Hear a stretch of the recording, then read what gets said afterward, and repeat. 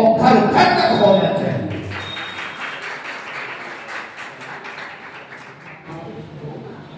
रोशनी केवल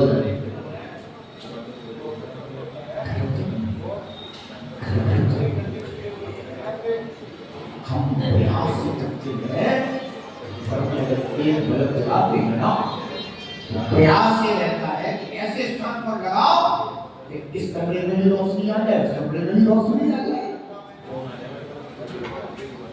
हमने तो वो बहुत लाइट कराई है, देखिए हमारे तो हमने वो ट्यूबलाइट लगाई है जिसकी रोशनी हमारी आत्मा में भी है, और जो मेरे वातावरण में आएगा उन्हें भी वही रोशनी प्राप्त होगी।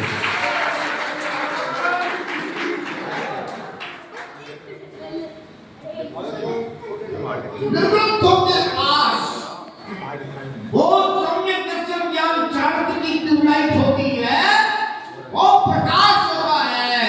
उस प्रकाश को पाने के लिए ही हम इन गुरुओं की वंदना करते हैं, उन्हें अपने नगर में बुलाते हैं, अपने गृह में बुलाते हैं, और उनकी भावपूर्वक वंदना करके हम उस रोशनी से अपने जीवन को, अपने परिवार को रोशन करना चाहते हैं।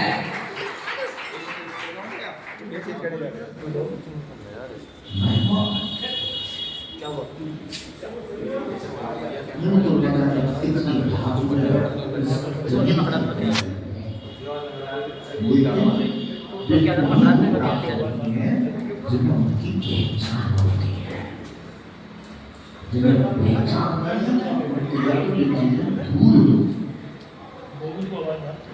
पहचान होती है उनके लिए ये चीजें बहुमूल्य हुआ। ऐसे ही सच्चे देव शास्त्र गुरु धर्म उनके लिए बहुमूल्य होता है जिन्हें पहचान होती है। जीवन को शामिल करो, जीवन को भोग करो, जीवन को शुद्ध करो। तो ये जीवन भोगने के लिए नहीं मिला है, ये जीवन शुद्ध करने के लिए मिला है। कुछ शुद्ध हुआ तो प्रेम कुछ मिला,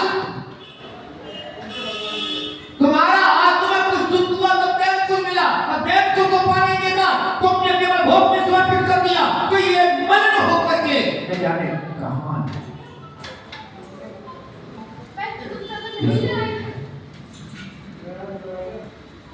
समझो। नैमिनाथ का जीवन को नैमिनाथ पूजने के लिए नहीं है, नैमिनाथ मार्ग दिखा रहे हैं, आपको चलने का प्रयास।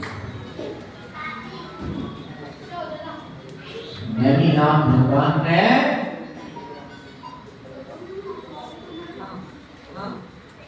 भावना को ये थी कि मैं विवाह करूंगा, लेकिन नैमिनाथ भगवान का आचरण संसार के बंधनों से मुक्त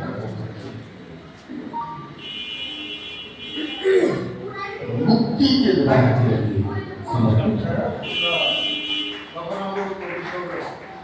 जीवन में इच्छा को कभी किया जब समझेगा लेकिन जब तक ये इच्छा इतने उत्कृष्ट जब तक नहीं आ रही है, जब तक इतने उत्कृष्ट नहीं आ रहे हैं, तब तक कब से कब अपने घर का वातावरण इतना तो शुद्ध करें, इतना तो शुद्ध करें, इतना तो शुद्ध करें कि हमारे घर में देव शास्त्र गुरु का आगमन हो जा रहा है।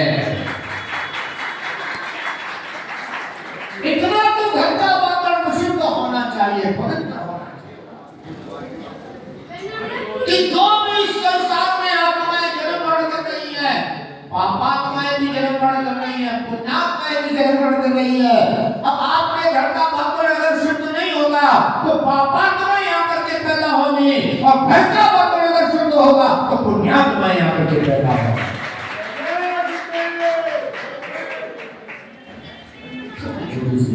समझ में आ जाए तो जीवन अच्छा हो जाता है, नहीं समझ में आए तो और कुल के कुल समाप्त हो जाता है। देखिए आपने कई बार कुल समाप्त हो जाती है, क्यों कुल समाप्त हो जाती है? क्योंकि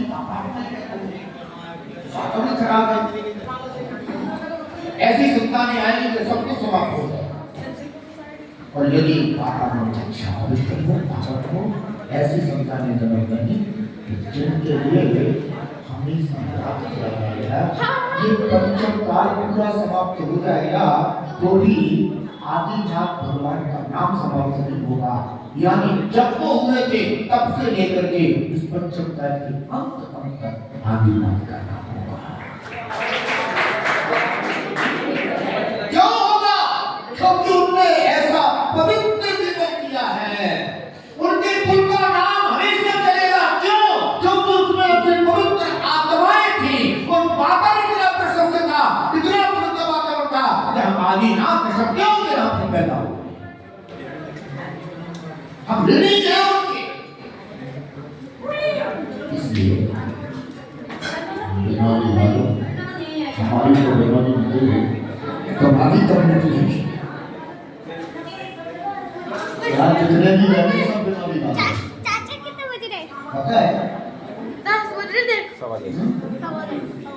हमारे संग में जितने सब बीमारी वाले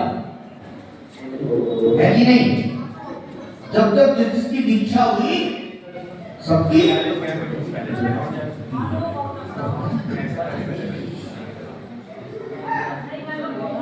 भावना करो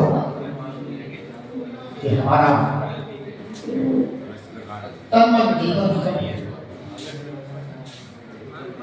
भावना करो कि हमारे ग्रह में हमेशा देव शास्त्र के रोज आकर होना चाहिए। रोज भले रोज देव इस काल में देव तो आने वाले हैं नहीं, लेकिन भाव से सुख में बड़ा रोज आपको दिव्य ध्वनि सुनने को तो नहीं मिलेगी, लेकिन आप भाव को सुन सकते हो।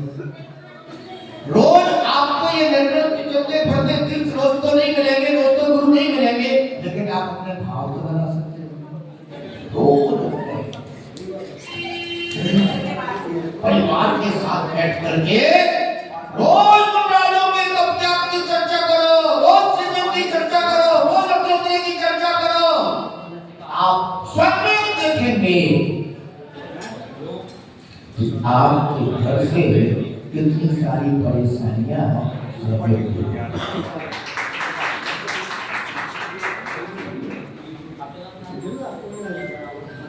क्योंकि भावों की शुद्धता